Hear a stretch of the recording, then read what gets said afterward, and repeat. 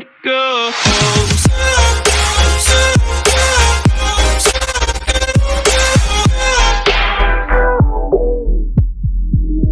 Come and go.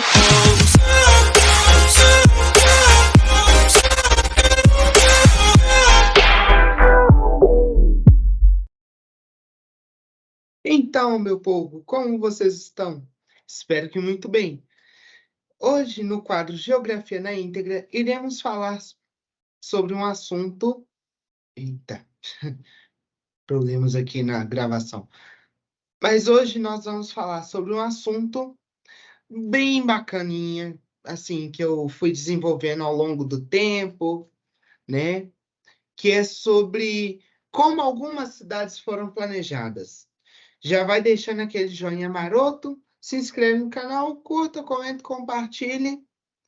E, bem, se você quiser que eu continue falando de mais cidades, coloca sua cidade aqui, né, nos comentários. E também ajudar com o link já fortalece aí também, né? Hoje, as cidades que eu escolhi foi Belo Horizonte, que é onde eu moro, né? E São Paulo, a capital de São Paulo. Mas antes, como disse, repito, deixe seu like, já se inscreve no canal, ativa o sininho, curta, comente, compartilhe com todos. Então, sem mais delongas, partiu para o vídeo.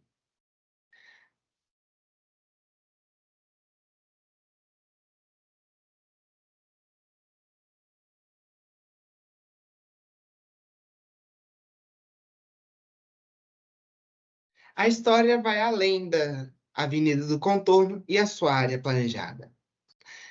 Devido ao bandeirante João Leite da Silva Ortiz estar à procura de ouro, ele vai para a Serra de Congonhas no ano de 1701. Porém, o que ele não esperava é que onde ele estava havia uma grande e bela paisagem com clima ameno e próprio para a agricultura. O bandeirante decidiu ficar no local, né?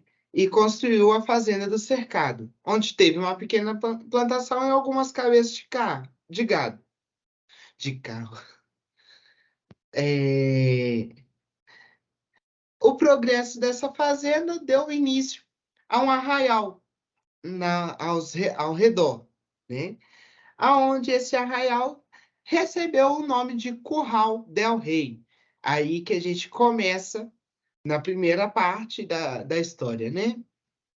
Avançando um pouco na história, Curral del Rei já é elevado na condição de freguesia, porém ainda pertencente à cidade de Sabará. Só que, espantem, pasmem, quando eu fui lendo, eu tô olhando aqui, tô lendo algumas coisas, alguns erros vão saindo, mas me perdoem, eu fiquei pasmo. Como que Sabará, contando com a freguesia era enorme.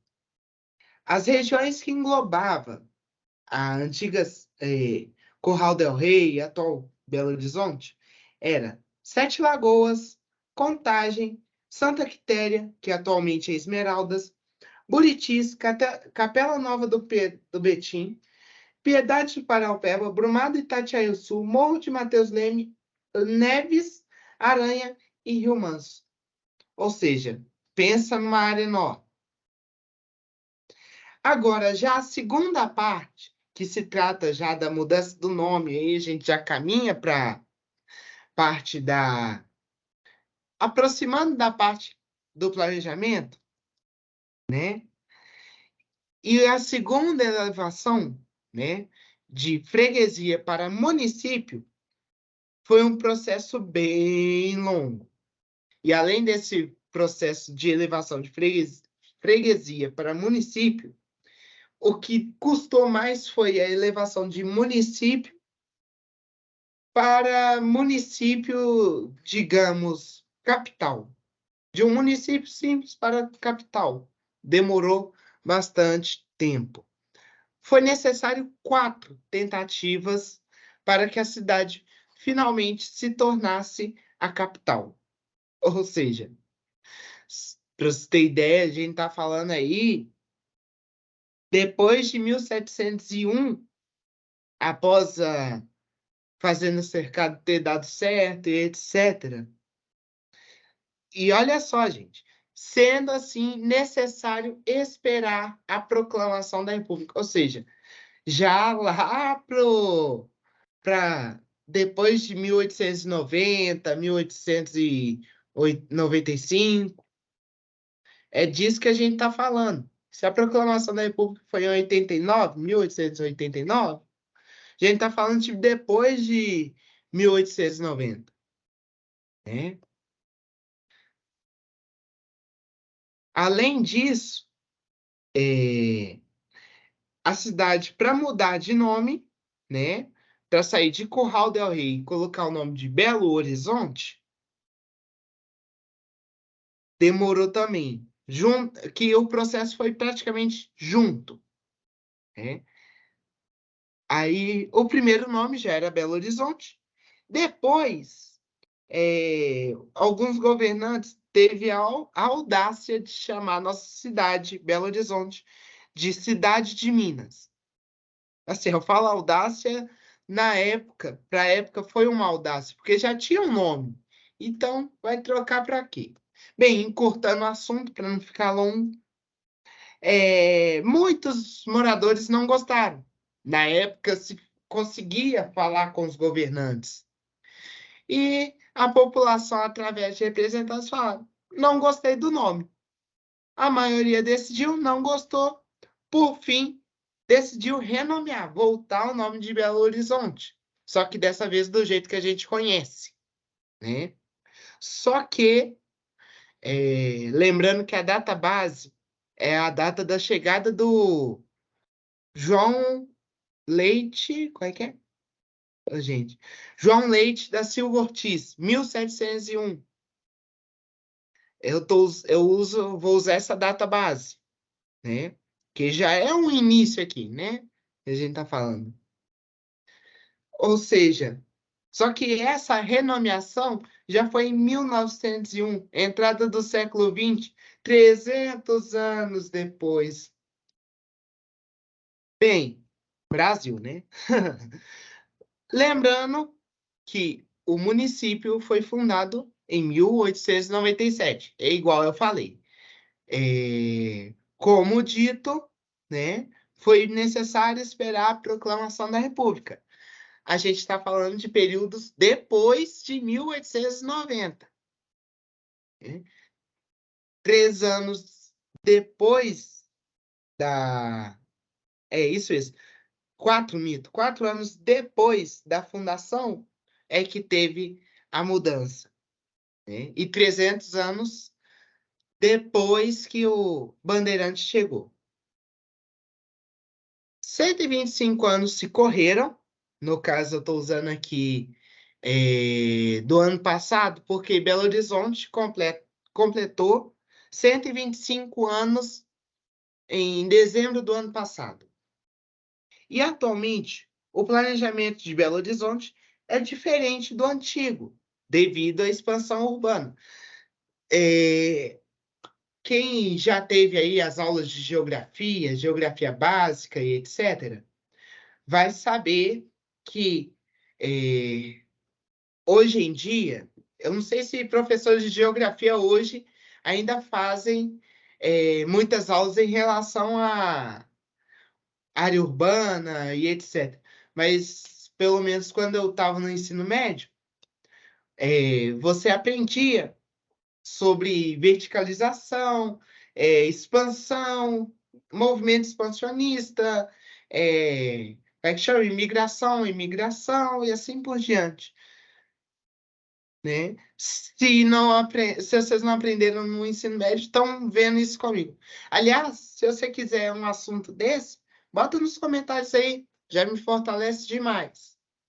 Voltando aqui o assunto, tá? É,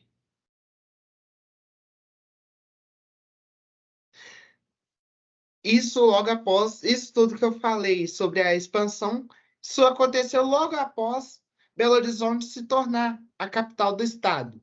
né? Capital do estado de Minas Gerais. Assim, tendo a necessidade da criação de um plano piloto. Eu vou deixar a lei aqui embaixo direitinho, mas eu vou citar ela aqui.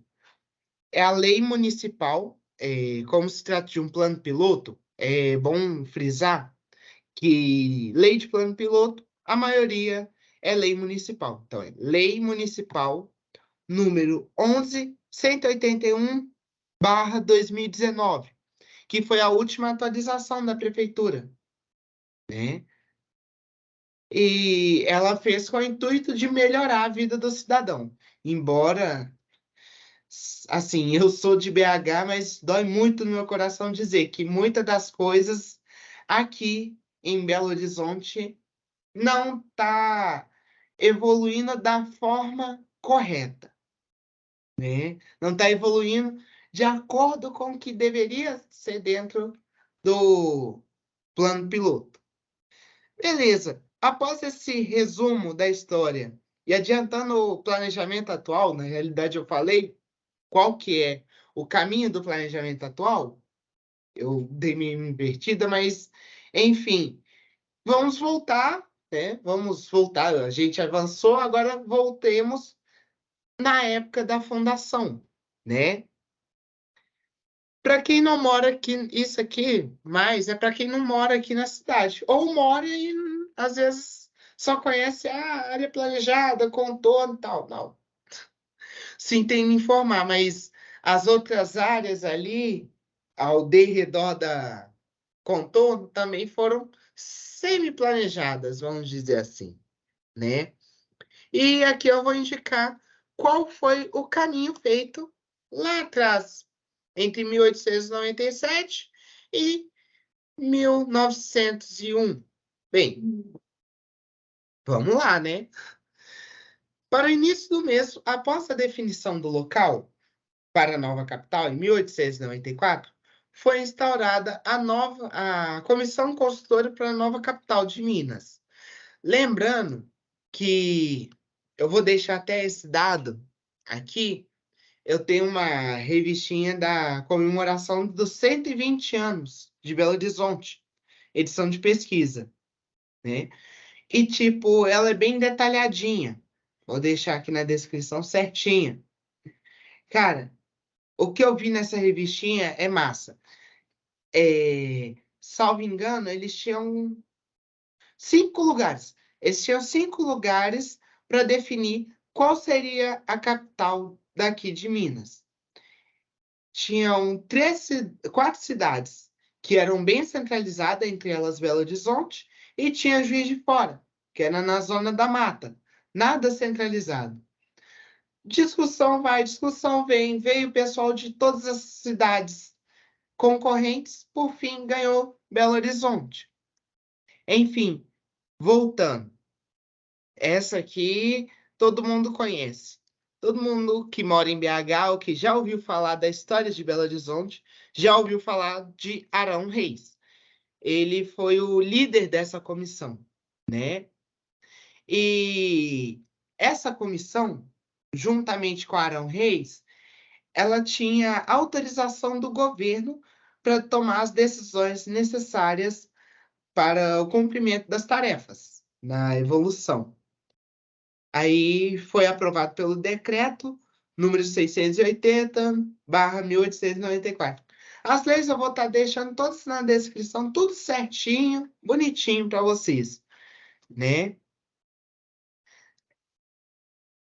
Liberando poderes parciais de uma prefeitura, já que era o único poder maior que tinha na época da construção, era essa comissão, então eles tinham um poder de prefeitura, um poder de prefeitos, poder semi-legislador, vamos colocar assim, para não alongar. Enfim, após esse decreto, para ser mais exato, em fevereiro do mesmo ano, de 1894, Arão Reis já chega assim, pronto para botar a mão na obra. Quem aí tem Discover Home Health aí em casa vai saber o que eu estou falando. Tá pronto para botar a mão na obra e fazer altas casas. E ele chegou junto com essa comissão no dia 1º de março, de novo, 1894. E aqui é que entra, né? Aqui é que entra. Lembra que a fundação 1897. Só que o nome 1901, o nome foi renomeado para Belo Horizonte de novo, 4 anos depois. Então, antes da fundação de Belo Horizonte, foi uma pressão para eles conseguirem fazer. Por quê? O prazo da comissão era 4 anos. Atualmente, o ano de um governo, né? Ou seja, pensa você construir a cidade que lá para frente vai ser a capital do seu estado. Pensa, você aí mesmo, você. Bota na imaginação aí. Finge, eu sou o governo do país e você está querendo construir uma cidade. Cara, o que eu posso fazer é te dar 4 anos. Te vira, te dou a verba, te dou os poderes, mas você só tem 4 anos para prover isso. Cara, é muito tempo, é pouco tempo, te mito. Pouco tempo, mas muita, muita pressão. Só que Arão Reis não era besta nem nada, não, gente. Vocês acham? Arão Reis podia ser até de outro estado, mas quando ele veio pra cá, pra Minas Gerais, pegou o sou besta não, sou. Mas brincadeiras à parte, ele simplesmente falou: beleza, 4 anos, vou fazer só 3 áreas. Atualmente, Belo Horizonte tem 9 áreas, 9 regionais, né? Inclusive a minha Noroeste aí. Mas as 3 áreas, a região conhecida antes da Avenida do Contorno, região central. A segunda, suburbana, o derredor. Lembra que eu falei no início do assunto? Belo Horizonte, ela não tem nada só, não é apenas contorno, não foi aquilo apenas planejado. Você tem as outras áreas ali que foram planejadas, né? Ou seja, aquela região ali, ao redor da contorno, ela também foi planejada ali. E temos a área aí que entra a segunda parte aí, vamos dizer, da nossa cidade, de Belo Horizonte. Porque a 3 é a área rural, que era responsável, né, pela entrega de produtos e etc. Só que mais detalhes eu vou falar em outro vídeo curto, mas eu só vou comentar antes de passar para São Paulo, que tipo, a região 2, ela é responsável hoje pelas regiões boêmias, as regiões, como por exemplo, o próprio ali, quer ver? O próprio Santa Efigênia, Floresta, Santa Teresa, região leste ali, foi a área suburbana mais evoluída. Aí a oeste, gente, não tem muita coisa assim, não. A gente tem o Buritis ali, que entrou aqui, né? Mas não é o Buritis o bairro. Esse Buritis, creio que é uma cidade, né? Mas se for o bairro também, coloca aqui nos comentários qualquer erro que eu tenha colocado aqui, qualquer erro. Manda nos comentários, mas por favor, não manda comentário ruim, não. Não manda qualquer comentário, não, senão eu não vou nem ligar. E isso eu falo de verdade, para não ter muito problema, né? Bem, como eu disse, eu vou falar isso em um outro vídeo mais curto.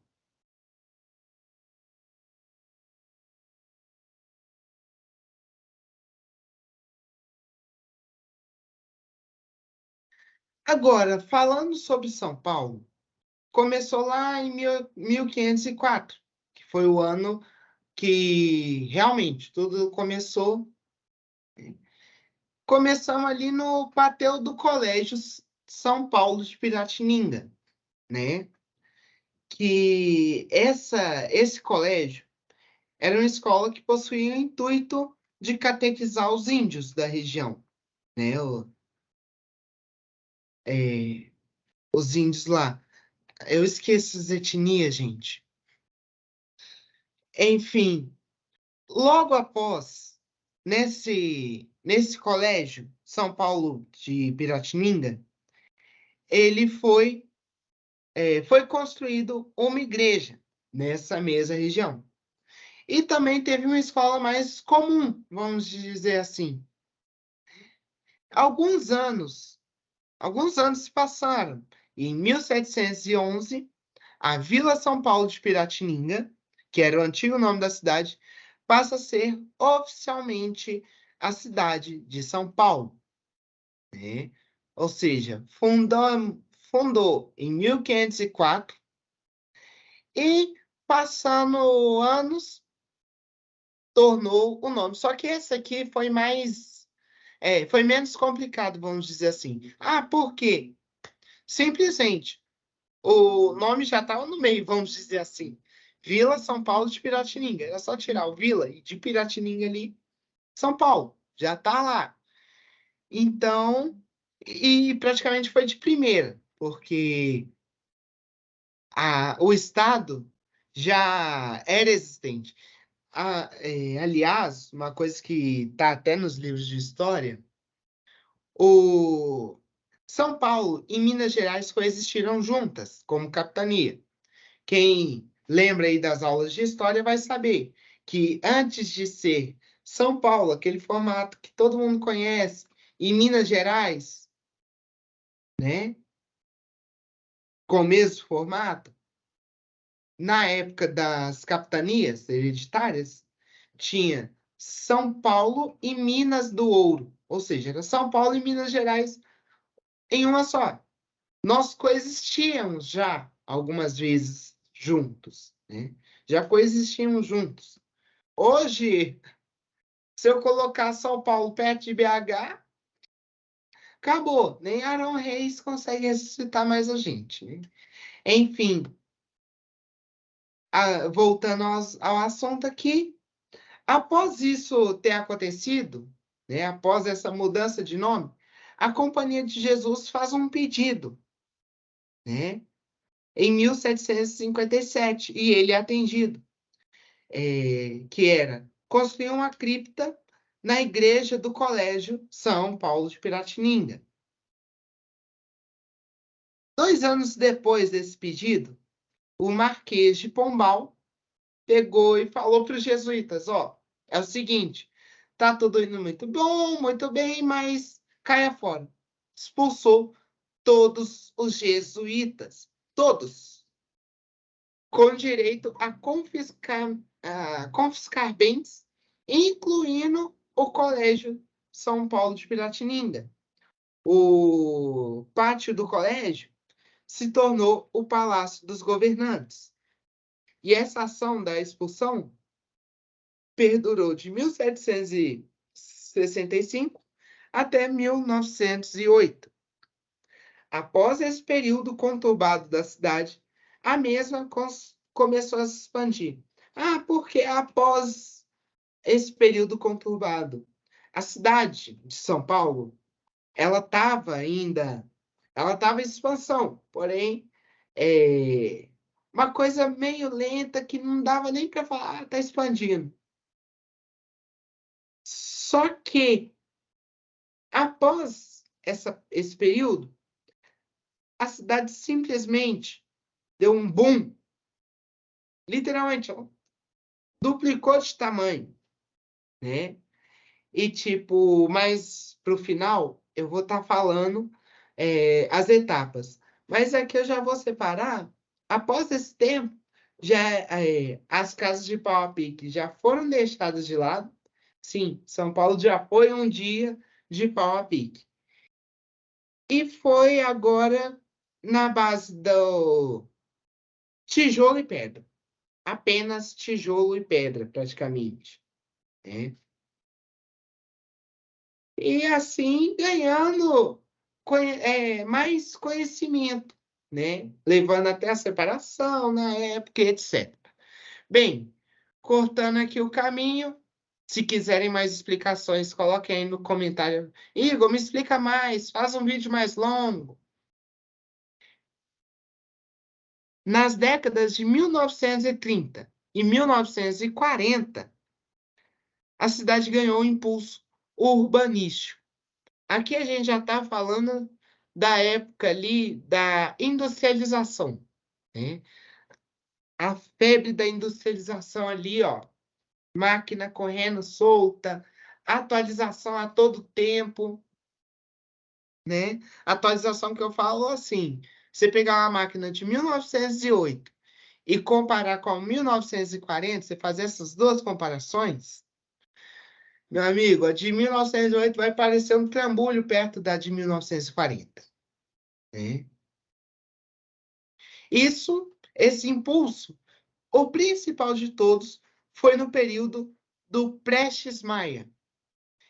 Ele era engenheiro, né? E ele foi o responsável pelo plano de avenidas, né? Sendo o primeiro planejamento de vias urbanas, né? Aí a gente já entra num dos primeiros planejamentos aqui, foi de vias urbanas. E nesse mesmo período houve um grande impulso também na economia da cidade, ou seja, impulso urbanístico muitas das vezes leva a impulso econômico, vamos dizer assim.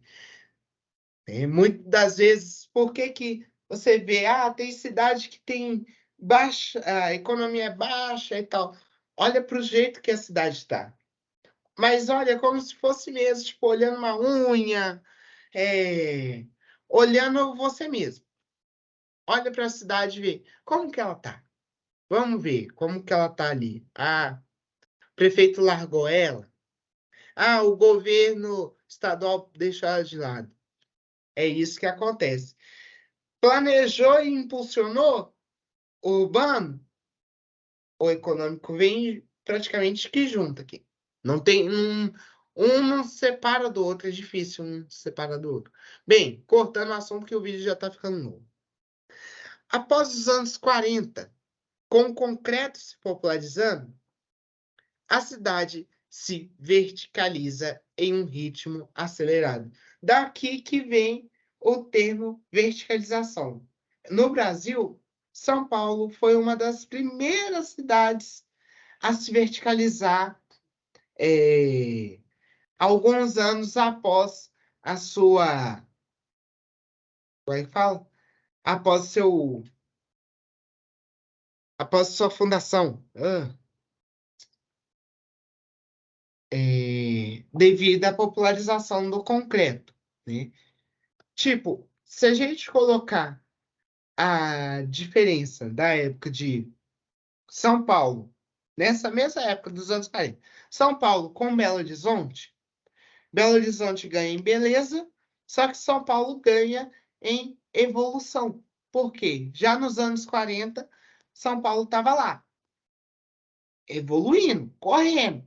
E Belo Horizonte ainda estava com ares de Paris, ares de interior, nesse tempo, dos anos 40, né?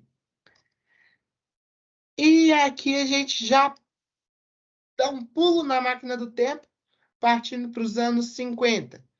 Mais certo, final da década de 50, início dos anos 60, né? O fluxo migratório de vários estados do país, Brasil, no caso, né, se intensifica principalmente com a chegada dos nordestinos.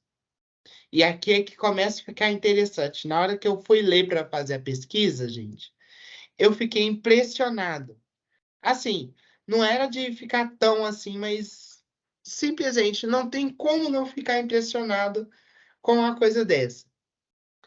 Assim, a periferia também se verticaliza. Ou seja, gente, Pensa, uma coisa que eu não citei antes na parte do planejamento de Belo Horizonte é simplesmente na época que Belo Horizonte foi pleiteada e foi mapeada, simplesmente você não tinha a verticalização da capital, da área central, com a área suburbana e muito menos a área rural tinha essa, como é que fala?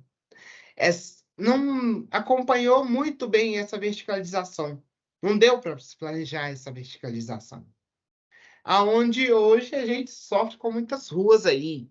Ruas, avenidas que tem o quê? 3 faixas? 2?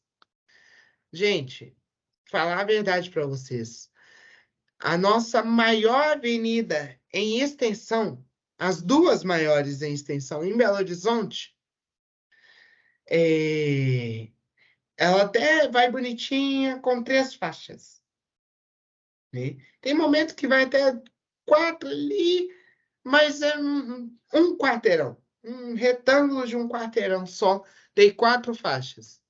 É 2 para carro, 2 para ônibus. Então, é praticamente que não é muito funcional essa situação, né? Enfim,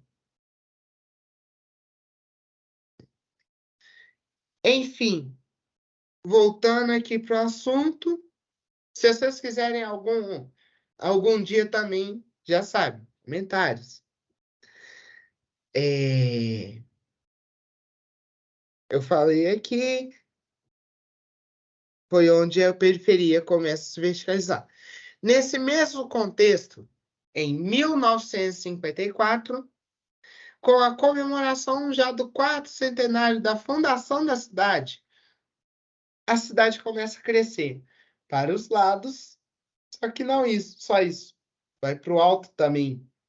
Aí começa arranha-céu, vidro e tal. E o que um dia foi de pau a pique, tijolo com pedra, hoje é concreto, aço e vidro. Gente, pensa, sair de pau a pique para concreto, aço e vidro. Gente, é incrível. E esse crescimento extinguiu qualquer fronteira com algumas cidades vizinhas. Simplesmente, por exemplo, vou dar um exemplo. Na época, nesse tempo, vamos supor, estou indo para a cidade de Santo André. Cheguei num pontinho aqui, já estou em Santo André. Não, você está em São Paulo. É o quê? Não, então vou. Aqui é Santo. Não, São Paulo. Anda, porque a cidade foi crescendo. Eu vou deixar um link aqui, ou então uma imagem no comentário fixado aqui, até melhor, para vocês terem ideia de como era a cidade de São Paulo no ano que iniciou, né, na sua fundação, período de fundação, e como é o mapa atual de São Paulo. Gente, aquela cidade é imensa. Só a cidade de São Paulo, a zona sul dela, dá umas 3 regionais do Barreiro. E olha, quem é de BH sabe. Barreiro é uma regional enorme. Quer ver? Acho que só a Noroeste cabe ela inteira e mais um pedacinho de qualquer outra regional que você quiser colocar aí que encaixe. Colocar Noroeste e um pedacinho da Nordeste. Essa é a regional Sul, a Zona Sul de São Paulo. Porque, assim, eu estou indo pelo norte-sul geográfico, no caso, né? Aquele da bússola. Se você colocar São Paulo dentro de uma Rosa dos Ventos, né? Ou então faz só uma cruz ali no meio. Você vai ver. O norte é isso aqui, ó. Sério, é isso aqui. Aliás, um pouquinho mais, né? Isso aqui, ó. A zona norte é isso aqui. Aí a Zona Leste também é outro pedacinho. Não, pera, Zona Leste aqui, ó, maior, quase o tamanho, a metade do Triângulo Mineiro, vamos dizer assim. A Zona Oeste, uma pitulinha de nada. E a Sul, aquela coisa enorme, enorme. Bem, sem mais delongas, bora para a parte do planejamento atual.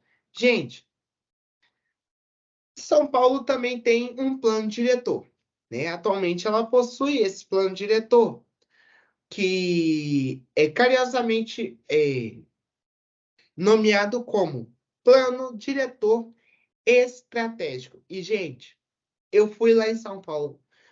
O que tem de transporte bom? Gente, eu não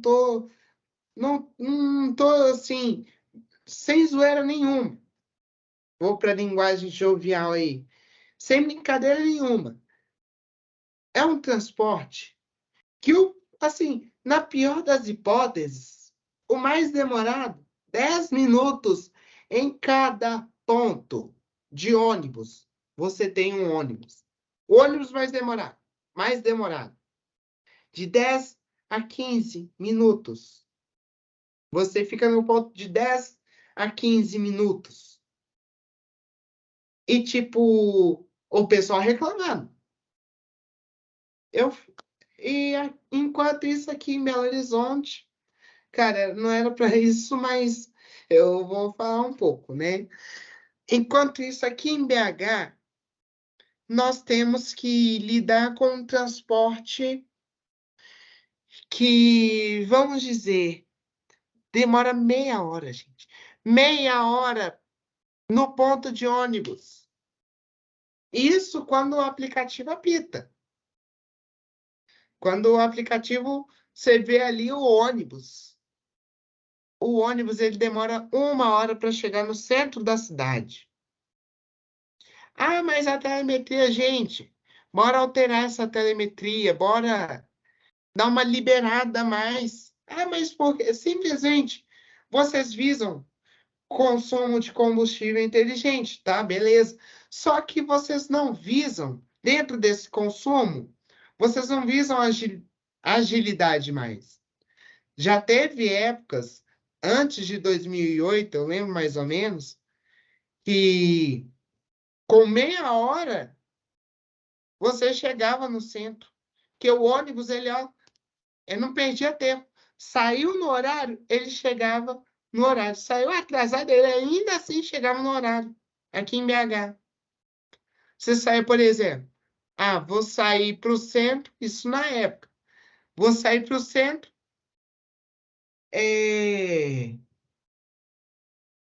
faltando. Vou sair daqui do final, por exemplo. Vou no ônibus de 6h30. Você chegava às 7 para bater cartão 7h30. Tipo, isso um ônibus só. Mas quem pegava dois levava esse mesmo tempo. Por quê? Pegava um, demorava 10 minutos. Tipo, demorava 10 minutos para chegar. O outro você complementava 20. Pego dois. Você pegava um de 10 minutos e outro de 20 minutos. Não é hoje que está essa coisa aí, desde 2008, mesmo contrato. E tá aí, essa lerdeza de transporte demora de 50 minutos a 1 hora para chegar no centro da cidade, gente. No centro da cidade. Coisa que se pegasse um ônibus particular. Pega um ônibus particular desses de empresa de turismo, o maior, double decker. Eu faria isso, sei lá, 40 minutinhos, estourando. Mas por que que você faz isso, gente? Eu estou pegando um ônibus pesado. Ele vai demorar. Porém, por mais que ele tenha a telemetria, você não tem ali uma exigência tão grande nos ônibus rodoviários. Mas vamos colocar pau a pau.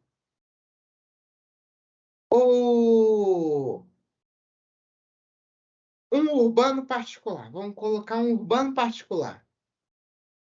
Eu faço isso em 30 minutos. Eu faria em 30 minutos. Ah, você não tem carteira. Gente, isso é base de cálculo. Eu conheço pessoas que foram a pé do Dom Bosco no centro. A pé. Fez em 20 minutos. Eu e uma amiga minha, a gente foi para Pampulha aqui a pé. A gente chegou mais rápido, praticamente, do que o ônibus que a gente pega aqui perto do bairro, para ir na Pampulha. Enfim, voltemos aqui para o assunto de São Paulo. Deu uma exagerada aqui, mas beleza. Hoje, eu disse do plano diretor, que chama plano diretor estratégico. E a sua última atualização foi em 2014. Porém, a sua validade é até 2029. Ou seja, até 2029 tem contrato bom ainda para vocês aí, paulistas. Aproveitem. Nem vem com a reclamação. Estou de volta em outubro.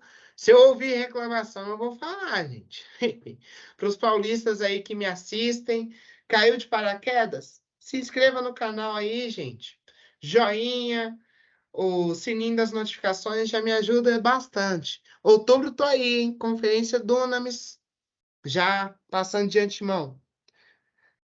E esse plano diretor, o direcionamento dele é visar a ação dos produtores do espaço urbano, seja na área pública ou privada, para que o desenvolvimento da cidade seja feito de forma planejada, assim atendendo às necessidades de toda a população. E é por isso que eu fiz esse desabafo antes aí atrás.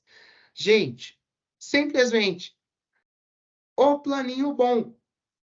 O planinho bom. Ah, esqueci de citar o número da lei. A Lei Municipal número 16.050/2014. Mas vai estar aqui também vai estar na descrição aqui, gente. Vai estar na descrição, né? Tudo certinho aí. Eu também coloquei o link para ir direto para o site para vocês lerem mais. Porque, gente, eu vi o planejamento urbano da cidade de São Paulo. E, gente, incrível, incrível o que eles têm para fazer. Só um spoilerzinho. Não sei se já aconteceu ou vai acontecer, mas tem muita linha de metrô ainda para ser feita até 2025. Ou seja, se metrô lá em São Paulo era bom, cara, agora vai deixar quase que no escritório. Vai deixar, tipo, o metrô passa, o prédio tá em cima. Só falta isso, porque é muita estação, gente.